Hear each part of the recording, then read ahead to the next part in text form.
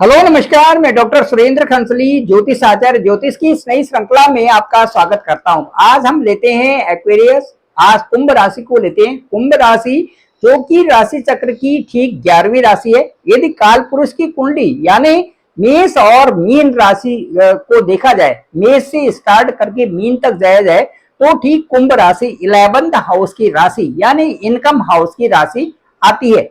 Income house का मतलब है कि 9th 10th और 11th तीनों हाउसेस का पुष्ट होना और तब 11th हाउस इनकम हाउस की बढ़ोतरी करना।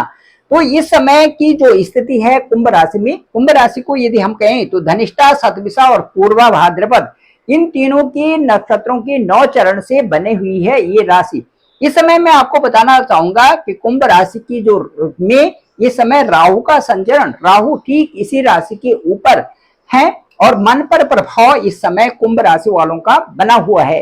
मन का प्रभाव और राहु वहां पर होने से कई सारे कार्यों में, डिसीजन मेकिंग में भी प्रॉब्लम्स आती हैं।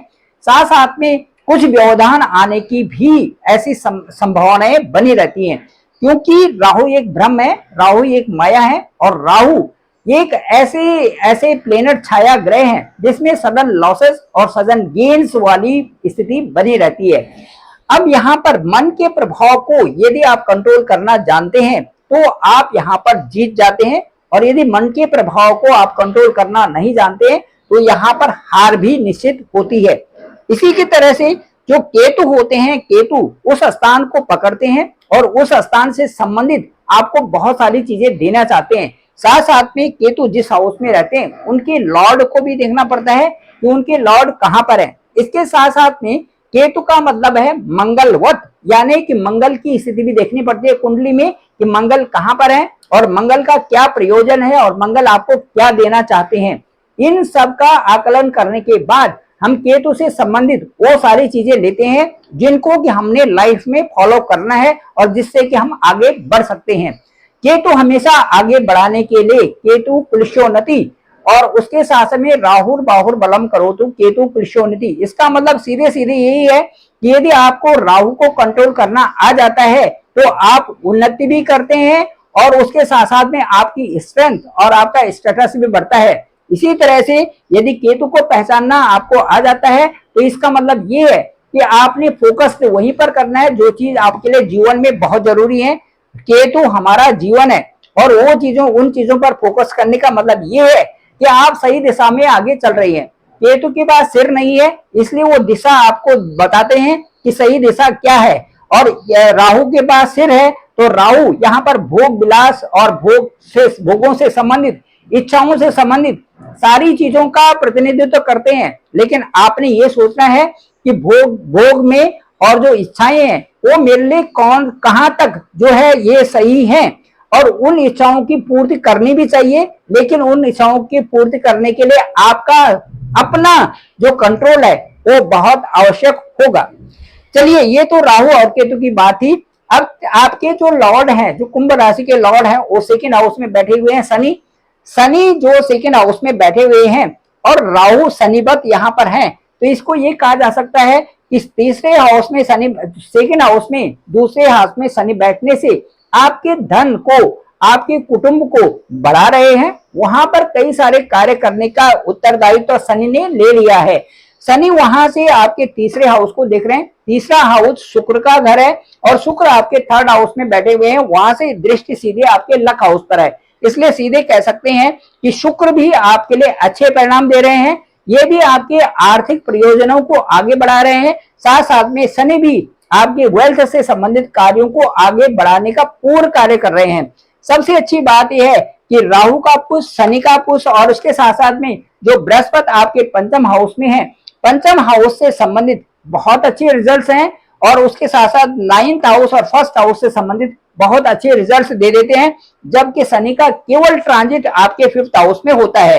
लेकिन इसमें यह ध्यान रखने की जरूरत होगी कि जो जुपिटर है ये 12 जून 2025 से 12 जून 2025 से और जो 9 जो जुलाई है 2025 तक अस्त रहेंगे। इसलिए प्रतिदिन ओम नमो भगवते वासुदेवाय इसका मंत्र भी जाप कर सकते हैं और वैदिक मंत्र जो ओम ग्रांग ग्रीं ग्रौंग साह गुरुवे नमः इसका भी जाप कर सकते हैं। इसके साथ साथ में गुरु से संबंधित भी उपाय करें, और उसके साथ साथ में राहु और शनि से संबंधित यदि उपाय करते हैं, जब उनकी अच्छी स्थिति भी होती है तो उसमें भी लाभ की पूरी संभावनाएं हो जाती हैं। इसके साथ साथ में मैं ये कहूंगा कि जो जो इस समय की स्थिति है उसको देखते हुए सूर्य आपके 4th हाउस में है। 4th हाउस में यहाँ पर शनि की दृष्टि है, इसलिए कई कार्यों में यहाँ पर व्यवधान भी है, कई कार्य यहाँ पर अच्छे नहीं भी हो रहे हैं। लेकिन साथ साथ में चूंकि ये हाउस इस हिसाब से, क्योंकि हाउस का जो लॉर्ड है वो शुक्र है, और शुक्र का हाउस आपका 7th हाउस है, यहाँ पर 9th हाउस है, और जो वीनस की सीधे दृष्टि आपकी लक हाउस पर यहाँ पर बनी हुई है। इससे ये लगाया जा सकता है कि जो आपकी कुंडली है इस समय आपके लिए बहुत अच्छे योग कारक बन रही है। इसके साथ साथ में जो जुपिटर है ये अतिचारी यानी एक्सेसिव स्पीड वाले इस साल में बन गए हैं। कोरोना काल में भी जुपिटर अतिचारी थे, उस समय भी एक्सेसिव स्पीड इनकी थी, उस समय भी दवाइयों से संबंधित और जो फार्मास्यूटिकल से संबंधित जो कंपनियां थी वो बड़ी उछाल पर आई हुई थी। इसी तरह से जुपिटर भी अतिचारी स्थिति में कुछ इस तरह की परिस्थितियां भी आगे बनने वाली हैं, यह ऐसा अनुमान लगाया जा सकता है। अभी जुपिटर यहां से आपके ठीक जो है 6th हाउस में आएंगे, और ये जो स्पीड है ये अतिचारी वाली स्पीड है, इसको लगाएं तो 365 डेज जो कि 1 साल की 1 ईयर की जो अवधि होती है उसको केवल 155 डेज में ही कवर करने जा रहे हैं।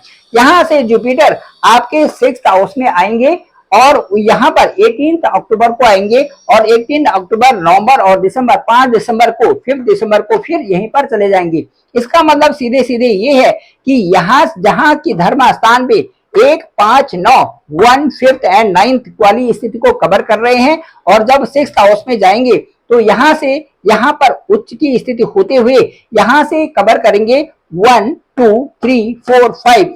एक तो आपका वर्किंग प्लेस, दूसरा आपका विदेशों से संबंधित जो कार्य हुए वो पूरे कराएंगे, और धन संबंधी जो आपका क्रेडिट है वो भी अच्छा आपके साथ में होने जा रहा है। तो बृहस्पति के जो भी परिणाम है अक्टूबर, नवंबर और दिसंबर में, उसके बाद फिर जो है दिसंबर के बाद यहीं पर दिसंबर में ही यहीं पर जो है आपके 5th हाउस में जुपिटर आ जाएंगे।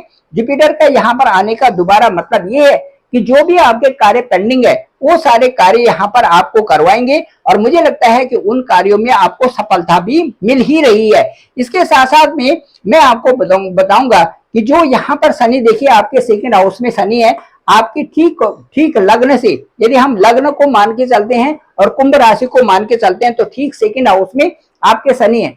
शनि का 2nd हाउस में रहना, 2nd हाउस में राहु का रहना, 2nd हाउस में मंगल और केतु का रहना, ये सारी चीजें ये सिखाती हैं कि आपको अच्छी संगति में रहना है। कुंभ राशि वालों के लिए ये बहुत जरूरी है कि वो अच्छी संगति में रहें, अच्छे नियमों का पालन करें, अच्छी संगति में रहें, गलत संगति से दूरी बनाए रखें। यदि आप ऐसा करते हैं तो आपको लाभ की स्थिति भी मिलेगी, फाइनेंशियल ग्रोथ भी मिलेगा, और आपका पर्सनल ग्रोथ भी इसमें संभव है। इसके साथ साथ में मैं ये कहूंगा कि आपकी जो कुंडली है और आपकी कुंडली के जो 12 स्थान है, 12 खाने हैं, ये बताएंगे कि आपके जो ग्रह गोचर की स्थिति कैसी है, कहां पर ग्रह गोचर कर रहे हैं, साथ साथ में क्या योग बन रहे हैं, और आपका एसेंडेंट क्या है, आपका लग्न कहां पर है, आपकी दशा और अंतर्दशा क्या है, आपकी कुंडली, आपकी जन्म कुंडली, आपकी नवांश कुंडली और आपकी गोचर कुंडली, ये तीनों का जो विश्लेषण होगा वो ओवर फोन आप तक पहुंचाया जाएगा। मेरे इस नंबर पे 9868280191 पे आप डायरेक्ट मुझे कॉल कर सकते हैं,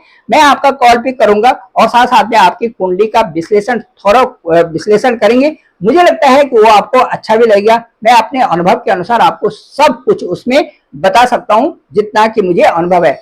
मेरे इस चैनल को, डॉक्टर सुरेंद्र खंसली नामक इस चैनल को आप सब्सक्राइब करें, सभी लोगों तक भेजें ताकि सबको इसकी जानकारी हो सके। Thank you very much. आप सभी लोगों का आभार, आप सभी लोगों का बहुत बहुत धन्यवाद।